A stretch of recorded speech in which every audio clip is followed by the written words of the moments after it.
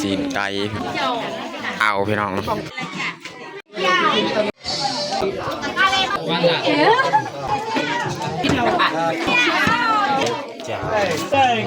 มาเร็วตื่น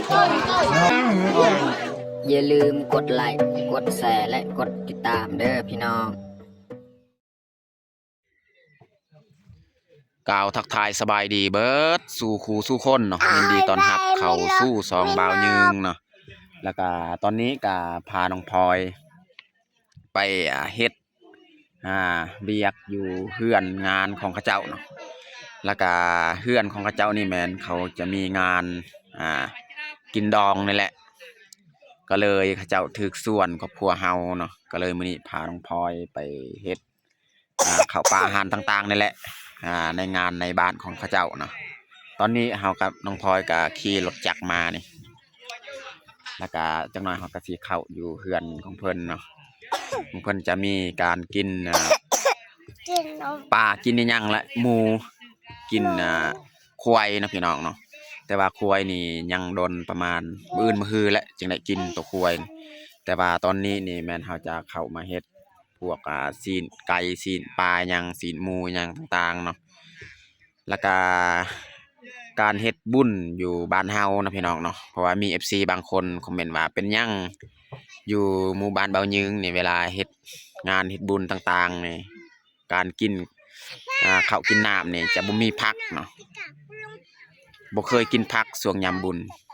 อันนี้เป็นประเพณีของบ้านเฮานะพี่น้องเนาะเวลาเขาต้มซีนต้มอีหยังเขาจะบ่ใส่ผักนะพี่น้องเนาะส่วนเผาเฮาเนาะถ้าว่าเฮาเฮ็ดกินแบบตามมื้อตามวันแต่ละมื้อนี่เฮาจะใส่ผักคือกันใส่คือคนในเมืองแหละใส่กับซีนใส่กับผักแต่ว่าช่วงยามบุญนี่เขาจะบ่ได้ใส่ผักเนาะเขาจะต้มแต่ซีนล้วนๆเลยนะพี่น้องเนาะอันนี้ก็มี FC เพิ่นคอมเมนต์หลายคนเนาะก็คือเบายึงก็บอกไปในนั้นเพราะว่าเป็นชนเผ่าเฮาเป็นประเพณีของบ้านเฮาในนั้นเขาเฮ็ดเนาะ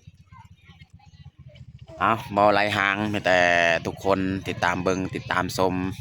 กับงานของเขาเจ้ามื้อนี้เนาะว่าสิเป็นจังไดมีแต่ทุกคนติดตามเบิ่งติดตามชมแบบยาวๆเลยเฮาจะเข้าไปเบิ่งเลยข้างในเฮือนเพิ่น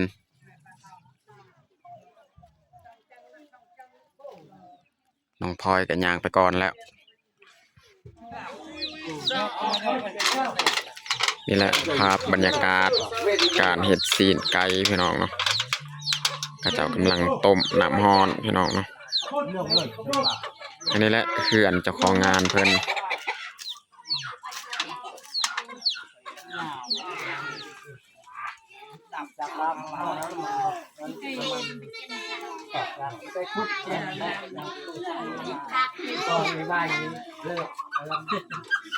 จักหน่อยเฮากะไปเฮ็ดคือกัน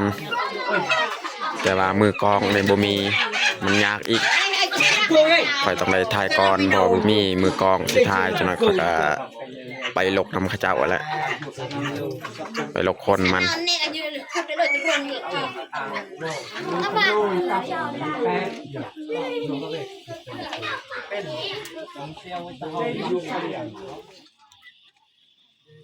ตอนนี้เฮาก็แยกย้ายกันมาเฮ็ดนะพี่น้องเนาะ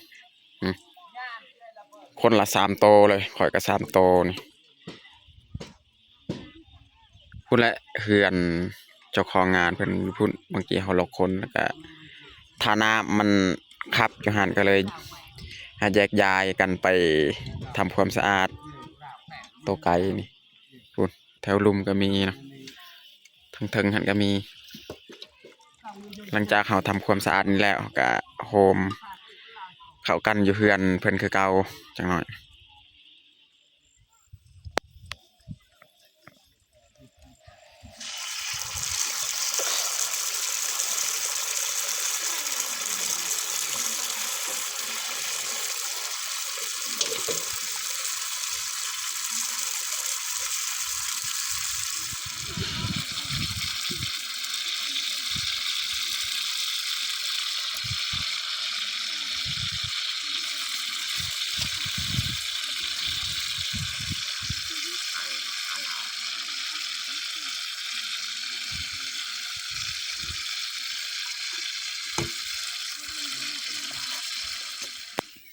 show cái chân chân chú đáo có đồng dài con ai thằng hay chú đầu thằng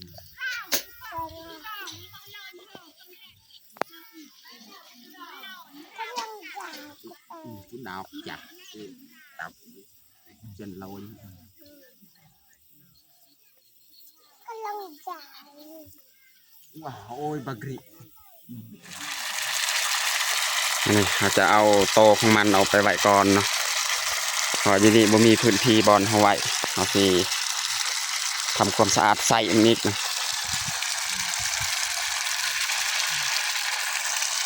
น้องพลอยกลับมาเบิ่งน้ำตอนนี้ก็เรียบร้อยเราทำความสะอาดใส่มันตอนนี้เราก็กลับไปอยู่เฮือนเจ้าของงานเพิ่นอยู่หั่นคุณแต่ละคนก็เอาไก่มาไว้อยู่เฮือนเพิ่นน้องพลอยก็ไปนำ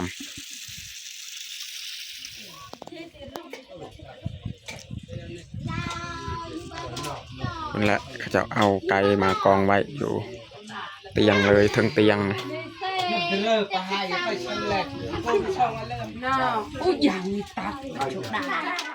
ôi bẹt สินไก่นี่มีแต่ตอนแรงจะน้อยพี่น้องเนาะเอาขึ้นมาเฮ็ดตอนนี้เขากะสีพักเที่ยงกลับไปก่อนเขาก็กลับอยู่เฮือนของเราเพราะว่าเฮือนเจ้าของงานนี่ก็ไกลจากเฮือนเราประมาณ400 เมตร mà ôi siêu tao nhìn kìa อันนี้เขาก็สีเฮ็ดสินปลาอีกเนาะ tại chi các bạn tao ลมสีแห้ง các bạn về về bằng các bạn có năng tí kê ปลานี่เขาจะมาซื้อแต่เวียดพุ่นน่ะ không có đây ซื้อแต่เวียดนามนี่เมื่อกี้นี่แหละเขาออกไปซื้อนี่อันนี้ก็มาพอดีทีมงานเฮาก็เฮ็ดเลย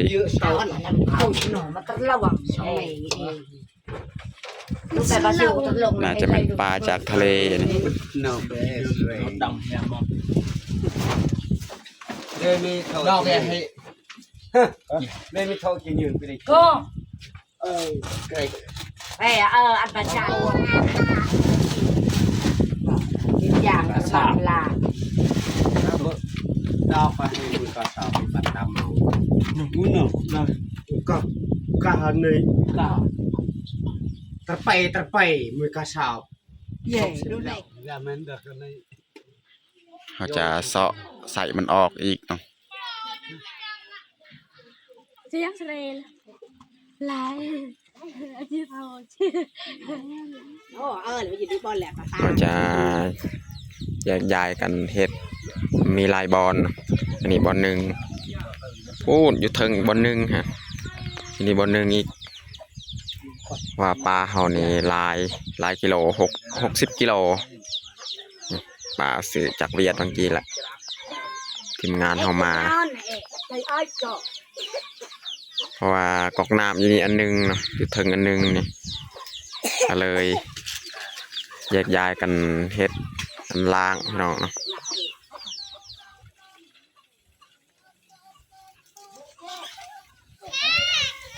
เสาะใส่มันออก ai mày lay ai cho đặc cô chấm này plem ในตอนเป็นงานอะไรตอนบอลไป ngày về rò không phải là ยังอันนี้งานเป็นยัง tẻ เดี๋ยวไปหยาบเนี่ย sa phải chi đột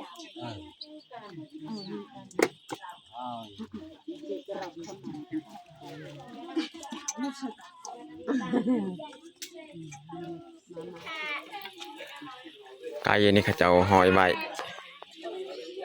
พวงละ10 โตนี่3 พวง แล้วก็เรือนั้นแม่นเขาจะเอาตัดไว้แล้วพักไว้แล้วใส่หม้อหั่นนี่จักหน่อยมันแต่สิต้มบางทีก็เบายืงก็บ่ได้ถ่ายสวงทีมงานเพิ่นตัดเนาะ ซ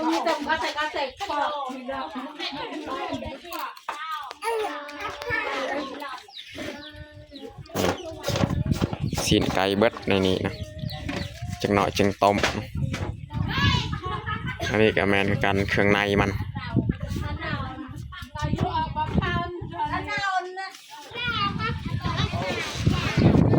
ลมแห้งพี่น้องเนาะต้องได้ก้างผบัดไว้จังหน่อยก็เจ้ากะสีต้มซีนต่างๆซีนไก่ซีนปลายังเนาะนี่ลมแห้ง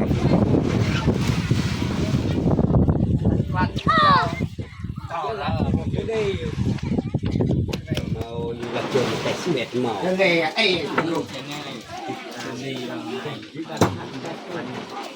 No. bao mười mày No, just go. Sunset. Cuma batu mà đang yên say. Batu về yên say. Batu hay đang say là say ở hàng cạn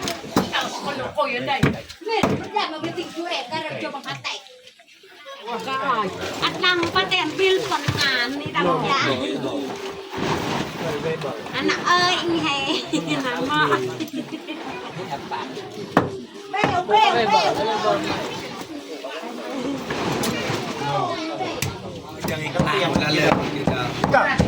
ตำพริกกระเทียมสีกุ้งใส่บานแหละ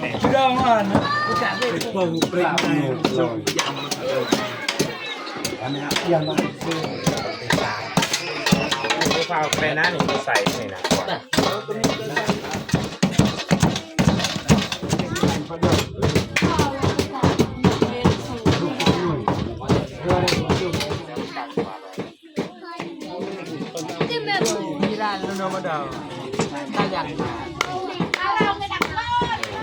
đó ao ăn đợt ao này này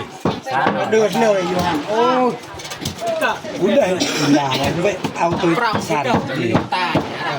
cái lâu gì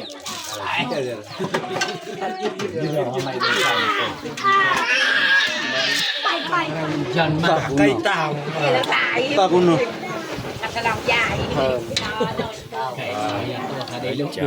lý lý căng đào con nôn nôn được chạm luôn ta hay chẳng ní được lời khai mình tắc kí cạc đi đâu chạm ao vẫn địch cơ bà xà cho chèn lên tặng cả về bây giờ gạo trái chèn lên ta lưới bắt phá hệ là ao dần ย่างใส่ làm đẹp จับลงไปอย่าง vâng say Đây là vào trên đấy răng tao say đu lê mi xài dân đồ nữa chồng vài Chà cao cái cạc Sang một con cá trên ba cá trên bao โดย Rồi Xây cái nào mà bạn bè Đập nó đập bên bê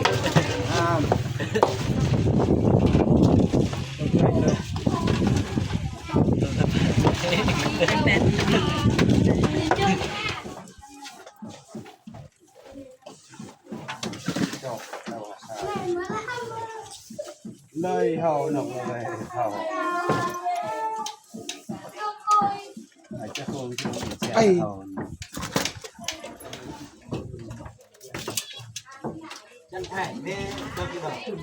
linhยังเลย จะได้น้ำมันมันออกกันใส่พวกนี้มันดีดน้ำมันใส่นิดเดียว ว่าสวายกระเดยหน้าหาวปุก ยำจอยหนุกบ้าเข้มข้น nục Cú bản mẹ mới lênยังđông bậc lượng mớiยังtọc bẩn còn cái đa xì là cao khát Át tế Về mà nhưng cả hòa Một mà bị lên cái này là mày tấm mặt Tem mọt Nó đi lênบอกว่ายัดแต่ยัดถึงกับอีกปุกนี่นี่ต่างกันจะมาเจ้ามันจะไม่ปะรังนะ ถ้าไปโกยอยากเจออยากกับ các bự dê ta hầu เวลาบิงมันตองได้มันตองบิง เวลาอันนี้ใส่ตะกอบ ta về có giờ người ta còn cháy cháy บาร์อับบาร์ยัง à đọc vô rồi khởi nồng tồn nó tạp cái cằm màu nọ ở nhà này lôi ตองดา để lắm làm sao kịp được tại vì không ก็กับคนละด้วยเตะนอกแล้วมีอะไรดังอะไรไปสั่งครับบอลนี้อัพ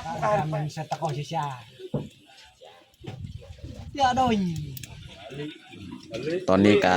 ต้มไปหลายนาทีแล้วพี่น้องเนาะ เจอแล้วกระชากหัวโป๊ะ มาลองเปิดมาเบิ่ง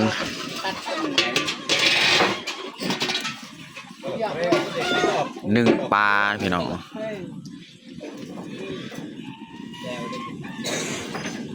như pram cả cả đấy và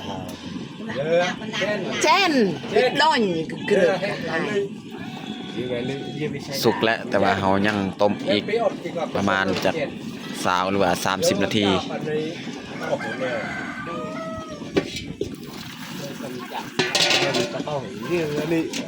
ถ้าเราปลาแล้วเยอะเลยแล้วเขาบอกไปปลาย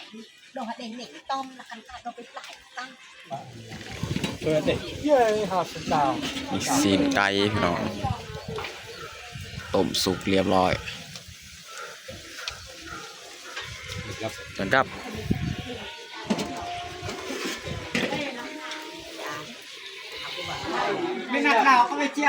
ตอนนี้ข้าเจ้าก็กำลังตักไก่ต้มออกเนาะจากหม้อต้มเป็นโตเลย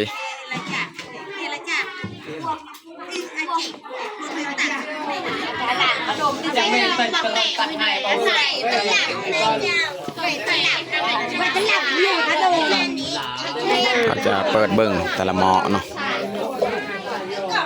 อันนี้เป็นข้าวเปียกก็จะต้มข้าวเปียกซีนไก่เขาจะใส่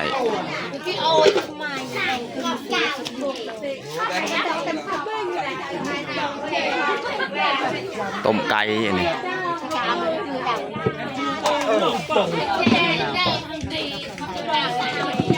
ต้มปลา vậy ôi đào đi được đào của tôi ปุ้น dễ mà giờ mà nào เจ้าเห็ดข้าวปุ้นนะพี่น้อง chứ sao tao mà là giờ là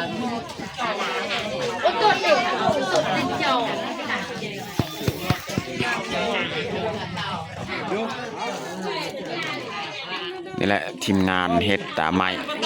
เขาเราไม้เขาสีใส่มัดใส่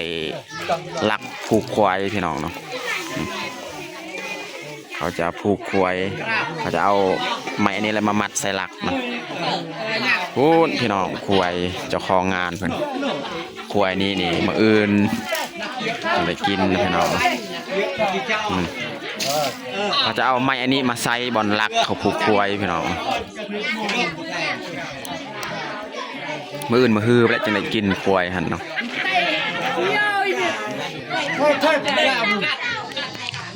ตอนนี้ก็ทีมงานเฮากำลังเฮ็ดซีน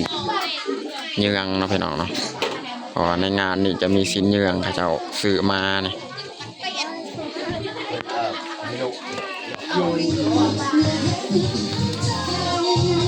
คนจะคึกคักหลาย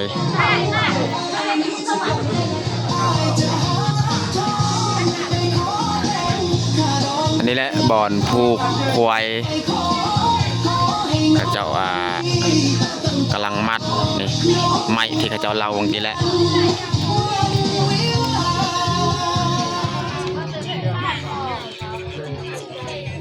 เขาพามเอาน้ำเต้าพี่น้อง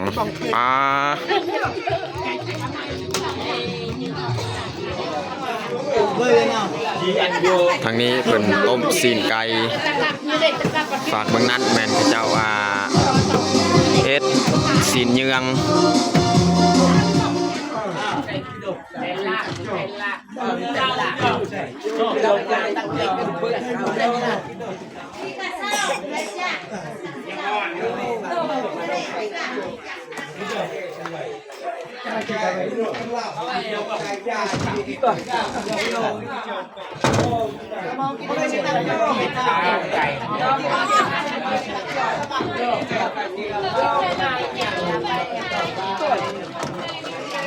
ตอนนี้เพิ่นก็กำลังจัด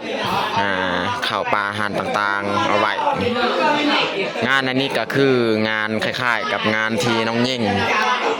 งานของเฮาเฮ็ดให้น้องยิ่งในคลิปก่อนๆหั่นเนาะอันนี้ของเพิ่นก็แบบเดียวแต่ว่าเครื่องคองนี่ยังบ่ทันได้ครบเขาเจ้าจัดนี่เนาะแต่จักหน่อยอีกสิมาถ่ายให้ทุกคนเบิ่งว่ามีเครื่องหยังแดเขาจะเอามาไว้ตอนนี้เพิ่นก็กำลังแบ่งซีนเป็นพูดเนาะแบ่งตามครอบครัวที่ถือกะออกเงินเข้าในงานนี้เนาะเย้มันก็บัดซิมเย้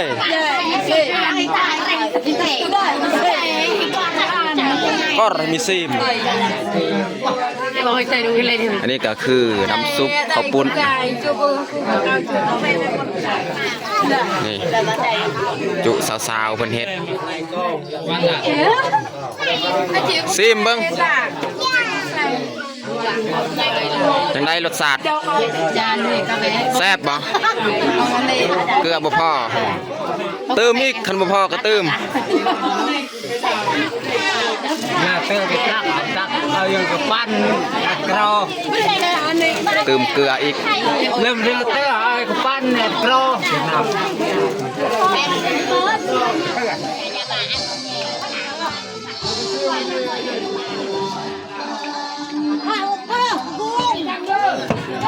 ตอนนี้ก็เรียบร้อยเป็นแบ่งซีนเป็นพูดเลยต่อไปมีแต่เขาจะอ่านตามรายชื่อ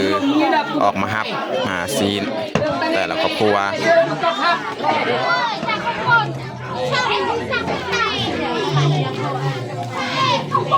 ซีนนี่ก็ใกล้สิสุกแล้วพี่น้อง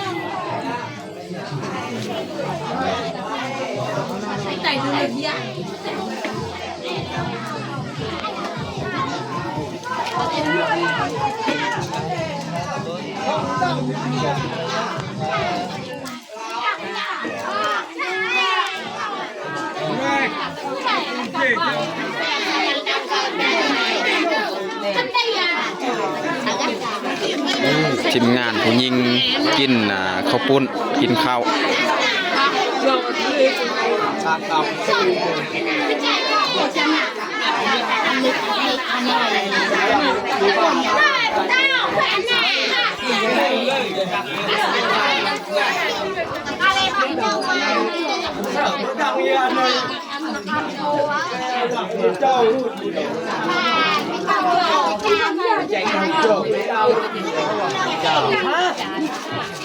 บ่ได้ลำบากเนี่ยนะในห้องเจ้าบ้านไม่ได้ดึกดึง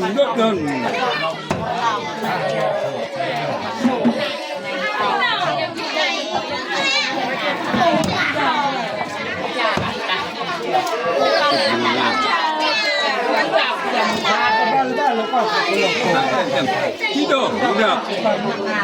จะไปโดดเลยเนาะเจ้าพี่เจ้าโดดนี่ก็เราว่าสิ่งตายเฮ้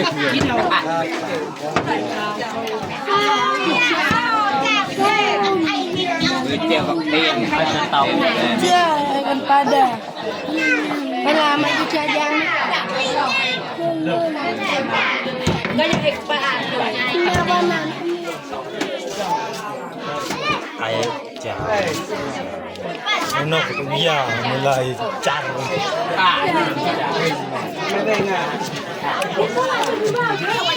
ดาริก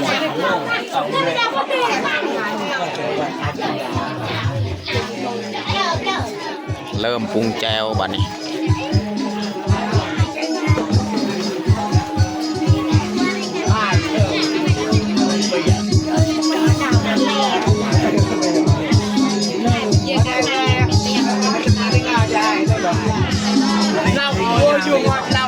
ใช้มันแตกคือแบ่งให้เด็กไม่ลูกเลยไม่ลูกแม่ แบ่งแก้วใส่ใบตองแต่ละ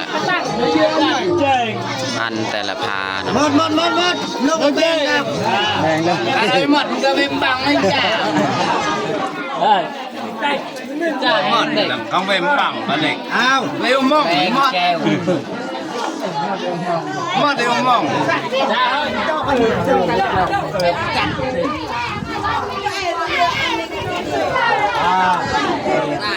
Ê, buồn Khi mà Hà Rêu tươi chạy rồi Chà Nà là xì Con chọc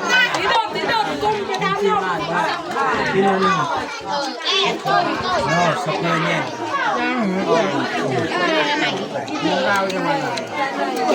nó khá dụa này Cái đây người trẻ. Đâu, đâu, đâu, đâu.